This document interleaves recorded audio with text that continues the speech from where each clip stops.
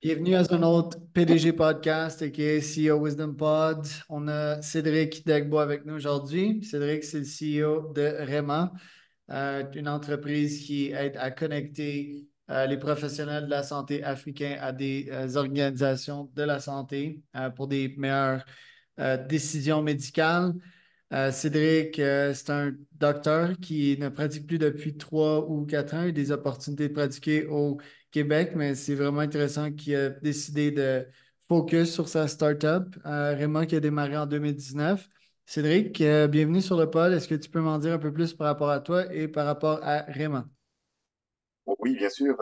Bonjour Charles, moi c'est Cédric Desvaux comme tu le disais. Je suis médecin de formation, donc je suis docteur en médecine de formation. Mais depuis quelques années maintenant, je suis vraiment euh, dans le monde de la technologie et de la santé, notamment à travers mon entreprise, ma startup qui s'appelle Rema. Rema, comme tu le disais, qui interconnecte en fait les différents acteurs du système sanitaire africain afin de les aider à collaborer en temps réel, à se transférer des informations, de la connaissance pour prendre de meilleures décisions. Voilà. D'où ça a démarré cette idée de startup-là? Puis d'où est-ce que, en fait, pourquoi est-ce que tu es un entrepreneur? D'où est-ce que ça vient cet instinct entrepreneurial-là? Ouais, ça c'est une question, c'est une grosse question, mais aussi loin que moi je me rappelle déjà quand j'étais au cours primaire, secondaire, je ne sais plus trop exactement. Mais aussi loin que je me souviens, j'ai toujours voulu être libre de mes idées, de mes actions et de mon temps. Euh, euh, et ce style de vie, là, ceux que je voyais le faire à la télé ou même dans mon entourage, c'était vraiment des gens qui étaient indépendants. Indépendants en termes des activités qu'ils pratiquent au quotidien. Donc, c'est de là que j'ai toujours eu envie, voilà, d'avoir, de gérer ma propre vie, tout simplement, comme je l'entends. Et malheureusement, quand je suis arrivé à l'université et tout, j'ai plutôt eu de bonnes moyennes pour accéder à l'université. Donc, j'ai eu des propositions j'ai fait tout mon cursus scolaire et universitaire au Bénin. Donc, habituellement, comment ça se passe là-bas? En fonction de ta moyenne, on te dédie à des filières, on te donne des filières. Donc moi, l'État m'a recommandé de faire la médecine au vu de mes moyennes. Et puis vu que c'était une filière assez prisée par du monde, j'ai eu l'opportunité d'y aller. Euh, et mes parents m'ont surtout fortement recommandé que j'avais pas le choix euh, de l'accepter. Sinon, ce que je voulais faire à la base, j'ai toujours voulu faire, c'était la gestion des entreprises comme formation universitaire. Mais j'ai pas eu la chance de le faire. J'ai fait la médecine. Et bon, naturellement, j'ai pu renouer avec l'entrepreneuriat après mon diplôme. Et puis l'idée en tant que telle, là, je vois qu'il y a une plateforme de job. Dans le fond, les gens peuvent poster des jobs. Je vois Remote Learning aussi. L'idée en tant que telle, d'où est-ce que ça a commencé? Puis où est-ce que tu as trouvé ton product market fit? Où est-ce que tu as trouvé tes premiers clients? Exactement. Euh, déjà en tant que tel, à la base, c'est parti quand j'étais en train de préparer, à la fin de mes études en fait de médecine, je faisais des recherches tout simplement. Je suis tombé sur un chiffre qui parlait des erreurs médicales en fait dans le monde. Et ça disait ce chiffre-là que les erreurs médicales faisaient vraiment plus de décès, en fait, était la troisième cause de décès au monde, derrière les cancers et les maladies cardiovasculaires. Donc, c'était le cas aux États-Unis, où ça tue chaque année plus de 50 000 personnes. Je parle des erreurs médicales.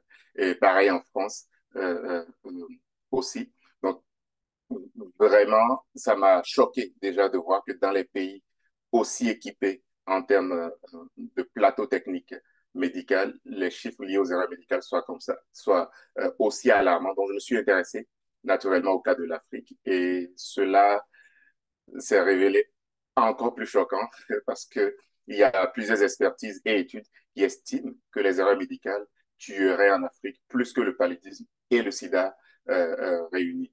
Quand même assez choquant quand on sait que le paludisme et le sida ensemble font plus de près d'1,5 million de décès tous les ans en Afrique. Donc, on parle d'un décès lié aux erreurs médicales toutes les 30 secondes. Donc, le temps qu'on fait ce podcast, t'imagines. Donc, en allant un peu plus dans le détail, j'ai retrouvé des données de l'OMS qui essayaient en fait d'énumérer les causes des erreurs médicales, notamment en Afrique. Et les causes les plus fréquentes étaient les erreurs de diagnostic. Des erreurs de diagnostic qui sont liées notamment au manque d'expertise dans le système sanitaire ou bien dans le centre de santé où le médecin ou l'infirmier exerçait. Donc, moi, en faisant un travail donc d'analyse, je me suis rendu compte que l'isolement professionnel des agents de santé qui exercent en Afrique en est pour beaucoup dans les erreurs médicales et également leur défaut, leur manque en fait de formation médicale continue. Donc c'est de là vraiment qu'est venu le déclic de monter d'apporter certaines réponses en fait. J'avais vraiment commencé en toute humilité à vouloir apporter une réponse à cette problématique-là et c'est comme ça que l'idée de monter un réseau social professionnel dédié aux agents de santé RSA en Afrique est née. Puis, niveau chiffre de l'entreprise, comment est-ce que tu fais de l'argent? Pourquoi est-ce que les gens te paient? C'est exactement. Donc, nous, à la base, ce qu'on fait, donc, c'est vraiment un réseau social. C'est comme un LinkedIn, en fait. Un LinkedIn pour professionnels de santé. Donc, il y a trois services majeurs auxquels les professionnels de santé qui exercent en Afrique et qui sont sur notre plateforme ont accès. Et la plupart de ces services sont gratuits. Il s'agit d'abord de la collaboration médicale. Donc, c'est vraiment toutes les fonctionnalités sociales que tu peux imaginer qu'on connaît aujourd'hui sur les réseaux sociaux. Ils ont accès à ça, un chat, un fil d'actualité dans lequel ils peuvent publier des cas cliniques et d'autres confrères d'autres horizons vont leur venir en aide en commentaire. Donc, il y a un fil d'actualité, donc la collaboration. Deuxièmement, il y a une bibliothèque médicale intégrée à l'application mobile. Donc, c'est via une plateforme mobile et web qu'on fait tout ça, qui leur permet d'accéder à de la documentation très poussée en Afrique. Tout ça gratuitement. Et mieux, ils sont récompensés quand ils aident d'autres confrères à prendre de meilleures décisions par des petits points qu'ils peuvent convertir pour bénéficier d'achats dans l'application. Et c'est quoi notre modèle économique? Déjà, historiquement, nous, notre modèle économique, il a toujours été basé sur la monétisation de la communauté de professionnels de santé par notamment un autre outil qu'on appelle un outil de marketing médical à distance, qu'on offrait en fait aux institutions sanitaires, au ministère de la Santé, aux organisations sanitaires internationales et aux entreprises du secteur de la santé pour qu'ils puissent créer des campagnes ciblées, donc cibler un certain nombre de professionnels de santé sur un territoire donné et diffuser ces campagnes-là dans le fil d'actualité des professionnels de santé qui utilisent REMA ou soit par mail, etc. Donc, ça a toujours été notre modèle économique depuis le début, notamment depuis 2019. Ensuite, depuis maintenant 2022, depuis fin d'année 2022, on a lancé un modèle économique qu'on appelle nous B2C, donc directement à l'endroit des professionnels de santé, qui est basé sur la vente de programmes de formation et de cours aux professionnels, certifiants aux professionnels de santé. Donc, on est accrédité et nos certificats, nos attestations sont reconnus dans plus de 100 pays dans le monde. Intéressant. Voilà Puis, pour le c'est quoi modèle les économique. prix pour ça? Parce que le marché africain, actuellement, on pense qu'il y a moins de moyens. Les Oui. prix varient de combien à combien? Ben, déjà, on a des cours gratuits, mais on a des programmes de formation qui sont des programmes de plusieurs dizaines d'heures, là, qui peuvent aller jusqu'à 80, 70, 80 heures de cours, entre 30 et 80 heures de cours habituellement. Et en moyenne, les coûts sont de 200, je sais pas si je dois le dire en dollars canadiens, mais j'ai plus ces prix en euros, de 200 euros jusqu'à 400 euros environ pour un programme. Combien de clients jusqu'à présent? Et franchement, on doit en avoir fait des milliers là, franchement. Par exemple, concrètement, l'année dernière, on a formé entre nos cours gratuits et nos programmes payants 30 000 professionnels de santé en 2023. C'est quand même Wow. assez incroyable, oui, Puis, à dans quoi est-ce 20 que pays tu d'Afrique. attribues cette croissance phénoménale-là? Excellent. Cette croissance, elle a pas toujours été phénoménale, justement. Jusque-là, moi, je ne la trouve pas phénoménale, en toute honnêteté. En toute honnêteté, je pense pas qu'on fasse actuellement une croissance extraordinaire hors du commun, non. Parce qu'on a eu quand même du temps d'apprentissage avant de trouver notre product market fit. Il y a beaucoup de tâtonnements. On avait commencé uniquement par le service de collaboration. Et on a construit petit à petit. Vraiment, nos 1000 premiers utilisateurs, on est allé les chercher à la main, mais sans, de manière organique, à la main, via Messenger. C'est plus possible aujourd'hui parce que dès que tu envoies une dizaine de messages, on te bloque. Facebook te bloque. Mais sinon, avant, on avait un protocole pour identifier des profils de médecins, d'infirmiers, de sages-femmes sur Internet et sur Facebook. Et on les contactait directement par Messenger avec un message d'accroche et le lien. Et une fois sur 10, on avait une inscription. C'est comme ça qu'on a eu nos 1000 premiers utilisateurs. Et pourquoi pas LinkedIn, par exemple? Exactement. LinkedIn, LinkedIn, c'est plus complexe parce que dans le temps, il n'y avait pas l'option envoyer une invitation avec un message. Voilà. Et il fallait que la personne accepte d'abord, enfin, t'es dans ton réseau avant que tu n'envoies le message. Donc, c'est un peu plus complexe. Et LinkedIn a un modèle économique lié aux emails et tout ça. Donc, eux, ils n'offrent pas la latitude que Facebook offrait dans le temps. Et puis aujourd'hui aussi, Facebook a bloqué avec ses robots toutes ces possibilités-là. Donc, c'est comme ça qu'on a commencé. Ouais, puis j'imagine le marché africain, c'est pas tout le monde qui est sur LinkedIn aussi. Fait qu'il faut Exactement, aller où est-ce qu'ils exactement. sont. Exactement. C'est quoi ton plan de croissance pour cette année pour acquérir encore plus de users? Excellent. Déjà, pour mieux comprendre c'est quoi le plan de croissance aujourd'hui, il faut comprendre c'est quoi nos vecteurs de croissance. Donc, nous, on a passé vraiment nos premières années à identifier par quel bout on prend pour aller chercher de l'acquisition de manière organique et puis durable. Et là, on misait sur de nouvelles propositions de valeur qu'on allait faire. Parce que notre proposition de valeur à la base, c'était la collaboration médicale. Donc, partager, collaborer et réseauter entre professionnels de santé. C'était tout. Là. Et après, on a ajouté l'ACA de la documentation médicale africaine. Et ensuite, on a ajouté la formation médicale continue, qui a deux volets. Le volet cours gratuit on fait toutes les semaines, même demain, donc tous les samedis. On fait des cours hebdomadaires gratuits qu'on offre à toute notre communauté. Où on invite des professeurs des facultés de médecine de partout dans le monde, du Canada, de la France, des États-Unis, vraiment partout dans le monde, qui viennent donner ces cours gratuits-là. Et justement, ces cours gratuits se sont révélés comme un véritable vecteur de croissance pour nous, puisque c'est des cours en ligne, tout le monde peut euh, le suivre à condition d'être professionnel de santé et d'appartenir à la communauté. Donc, depuis 2022, ça a vraiment été une majeure dans notre vecteur, enfin, dans notre croissance au niveau de la communauté. Autre chose, c'est, tu en parlais tantôt, c'est la plateforme Rema Job, qui est une plateforme d'offres d'emploi dédiée au système de santé, enfin, au secteur santé et humanitaire en Afrique.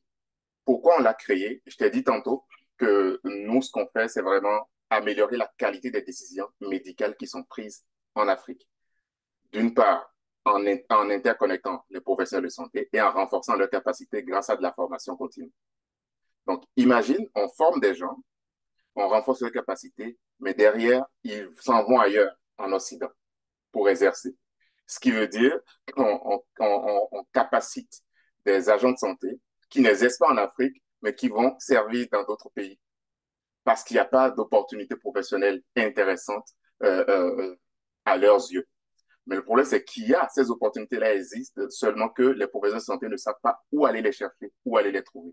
C'est pour ça qu'on a lancé Rema Job. Donc, on indexe sur cette plateforme-là les meilleures opportunités d'emploi pour les professionnels de santé en Afrique, dans le but de retenir les meilleurs talents du continent, justement sur le continent, afin qu'ils puissent soigner les patients sur le continent. Et cette plateforme aussi a rajouté une couche supplémentaire à notre croissance, notamment en 2023. Puis, qu'est-ce que tu vois niveau Afrique, niveau croissance? On a vu des marchés exploser, la Chine en premier, ensuite l'Inde. Euh, Qu'est-ce que tu vois d'un potentiel croissance niveau Afrique? Il y a des villes, il y a des États en Afrique, par exemple, le Niger, qu'on voit totalement exploser en termes de population. Donc, qu'est-ce que tu vois comme tendance et démographie en Afrique qui pourrait aider la croissance de ton entreprise? Excellent. C'est une très belle question. Moi, je pense que l'avenir, il est forcément rose hein, pour l'Afrique parce que si je prends déjà nos métriques actuelles à REMA et j'essaye de le superposer à la projection de la population africaine, ben, c'est de l'or en bas. Aujourd'hui, le cœur de cible, en fait, on va dire le profil type de nos utilisateurs à 60-70%, c'est des gens qui ont entre 25 et 45 ans. On peut aller encore plus loin et dire entre 25 et 35 ans. C'est vraiment le cœur de cible de Rema parce qu'ils sont déjà connectés, ils sont habitués aux réseaux sociaux. C'est vraiment plus facile pour eux d'être actifs et de revenir continuellement sur la plateforme. Donc, ça, c'est notre cœur de cible. Et quand tu fais la projection de la population africaine, on est à peu près, je crois, 1,3 milliard, 1,3 milliard, 1,4 milliard aujourd'hui en Afrique. Et d'ici 2050, cette population va doubler et elle sera constituée majoritairement de jeunes de moins de 30 ans. Donc, Intéressant. ouais, c'est Puis, vraiment wow. puis comment est-ce que tu superposes tes propres efforts pour surfer cette vague qui arrive? Déjà, nous, on a une stratégie de marque digitale et puis physique. Donc, on adapte notre langage, on va dire, de communication à ce qu'elle soit non seulement technique et scientifique, mais qu'elle soit quand même reste assez jeune pour parler davantage à notre cœur de cible, parce qu'il faut se rendre à l'évidence. Notre cœur de cible, c'est pas les gens qui ont plus de 55 ans. Il y en a sur Emma, mais ils sont une minorité. Donc, on axe vraiment notre stratégie sur la majorité de nos utilisateurs, qui sont aujourd'hui les gens entre 25 et 45 ans. En démarrant, avant l'entrevue, tu me disais que tu te levais à des heures assez intenses, donc 3 ou 4 heures du matin pour t'aligner sur les marchés africains. Comment est-ce que tu deals avec ça d'un point de vue performance? Quelles habitudes est-ce que tu installes dans ta vie pour augmenter tes performances puis t'assurer de toujours être à point puis de toujours être là pour ton entreprise? Oh, wow. Je vais te décevoir un peu. Mais bon, moi, j'ai pas de routine. Je suis pas du tout routine. Mais par contre, j'ai de la constance et de la consistance dans l'effort. Mais j'ai pas de routine particulière. Euh, Ça fait genre 4 ans, oui, grosso modo, que je me réveille vraiment très tôt les matins. Donc, 4 heures, 3h30, 4 heures. Même sans réveil, je me réveille spontanément pour être aligné sur les fuseaux horaires d'Afrique quand je suis au Québec ou sinon quand je suis en Afrique, c'est beaucoup plus simple. Donc, je me réveille toujours très tôt et pour gérer mes premiers appels. Donc, je commence toujours mes journées par les appels. Donc, les réunions et après, je suis sur mes tâches, mes responsabilités, mes tâches quotidiennes. Sans oublier les responsabilités familiales aussi, hein, parce on est humain avant tout et trouver un équilibre justement entre sa vie familiale et sa vie professionnelle, ça reste encore un défi pour moi jusqu'à aujourd'hui. Puis j'imagine que tu descends en Afrique parfois. Comment est-ce que ça fonctionne à ce niveau-là? Est-ce que tu t'assures d'être sur place aussi pour voir comment est-ce que ça se développe? Oui, je fais toujours quelques mois en Afrique par année. Par exemple, j'y étais au mois de décembre dans le cadre d'une conférence que le gouvernement organisait sur le gouvernement béninois, pour le coup, organisait sur la digitalisation du secteur de la santé au Bénin. Donc, j'ai été invité en tant que speaker pour donner je crois, 2 conférences là-bas. Donc, c'était une aubaine pour moi également pour reconnecter avec mon équipe sur place et les activités, team building et tout. Sinon, la majorité, parce qu'on a une équipe quand même dans plusieurs pays, donc la majorité, on est en remote. Et c'est aussi un défi de management, hein, mais je trouve que je m'en sors plutôt bien jusque-là. Ce que je trouve fascinant de ton côté, c'est que d'un, tu décides de créer une entreprise à l'instar d'être, par exemple, médecin au Québec, puis de te faire payer comme 300 000 par année. Mais T'as tes parents, t'as tes parents en plus qui sont comme qui ah, tu mettent la devrais pression. être médecin, mais tu décides quand même de poursuivre ta propre entreprise. Donc, quel serait ton, ben, quelle est ta drive? J'imagine que tu as beaucoup d'impact sur le marché, puis que tu as un potentiel de sauver plus de vies avec l'entreprise que tu développes présentement VS que si tu serais médecin. Mais Ouais. quelle serait ta vision de l'entreprise d'ici 5 à 10 ans? Ouais, déjà, tu touches un bon point là parce que c'est quand même une décision assez forte. Moi, je suis quelqu'un de très aligné avec mes valeurs, avec la notion de liberté. Je pense que la liberté, elle est indiscutable pour moi et j'ai besoin, pour être drivé, d'être aligné avec mes valeurs et de me sentir à l'aise. Et en ces termes, moi, j'estime que tout ce que j'avais au moment où on m'a proposé le contrat, parce que ce contrat, je l'ai signé avant de le refuser, le contrat d'exercer la médecine ici au Québec, ma, ma vision, c'était, enfin, j'avais déjà retiré tout ce que j'avais à retirer de la médecine individuelle.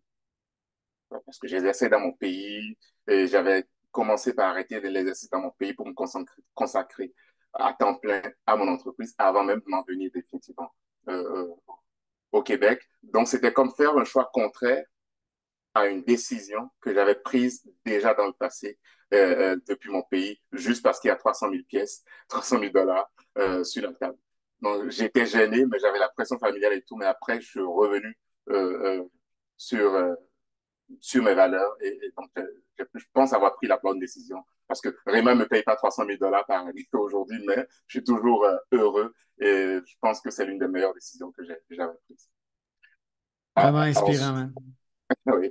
Ensuite, je ne sais plus c'était quoi ta question. Tu avais posé, il y avait un deuxième volet Ouais, dans. la vision de d'ici 5 à 10 ans. Voilà, ça, c'est une très belle question. Nous, ce qu'on essaye de construire, c'est un environnement digital pour fiabiliser et accélérer le transfert de connaissances et de données entre les acteurs du système de santé en Afrique. Ça, c'est très important de le retenir. Et ce qu'on fait maintenant, on a réussi à faire le pont entre les professionnels de santé. Ensuite, on a réussi à faire le pont entre les organisations, les institutions internationales et les professionnels de santé parce qu'ils peuvent communiquer, peuvent shipper des campagnes directement auprès des professionnels de santé, les sensibiliser pour avoir de l'impact, soit commercialement ou de manière humanitaire. On va dire ça comme ça. Et troisièmement, maintenant, notre troisième pilier, c'est d'arriver à fiabiliser, accélérer le transfert de connaissances et d'expertise entre les professionnels de santé et la population. Donc, ce troisième pilier, justement, on n'y est pas encore, mais dans les prochaines années, on va pouvoir définitivement l'instaurer pour boucler la boucle, comme on dit, de la fiabilisation et de l'accélération du transfert de connaissances entre les acteurs du système de santé. Parce que les acteurs, c'est les professionnels de santé, c'est les patients, et c'est les institutions, et c'est les entreprises. Nous, on veut connecter ce beau monde, récolter de la data et leur fournir de la data pour qu'ils puissent prendre de meilleures décisions aussi, que ce soit politiquement ou au niveau individuel à l'échelle du patient. Vraiment cool, man. Voilà la vision. Où est-ce qu'on où est-ce qu'on peut en savoir plus par rapport à toi et ton entreprise en ligne? Moi, je dirais LinkedIn. LinkedIn, 100%. 100% LinkedIn, c'est des beaux, vous allez voir. Euh, je sors tout de suite là. Donc, il y a ça. Il y a également le site web de Rema, remaapp.com, où vous avez accès à tous les embranchements. Là, il y a learning.remaapp.com, il y a jobs.remaapp.com et vous avez accès en fait à tout l'univers digital de Rema en accédant à notre site web. Merci, Cédric. C'était Cédric Degbo et Charles Cormier pour un autre PDG pod.com.